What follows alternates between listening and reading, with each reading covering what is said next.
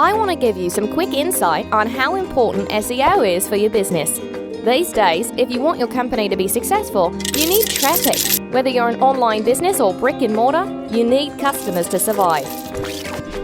10 years ago, you could simply place an ad in the paper, submit your yellow page listing and rely on word of mouth. Unfortunately, with modern-day technology, these days are over. Today, to get in front of potential customers and stand out from your competition, you need proper online marketing. More and more people are using the search engines on their mobile phones to find doctors, lawyers, plumbers, lawn care, or even their new favorite restaurant. When people have a problem, they tend to search online for the solution. If you're tired of losing your clients to your competition and you're ready to future-proof your business, now is the time to take action. SEO is a long-term investment to provide your business with the visibility it needs to survive.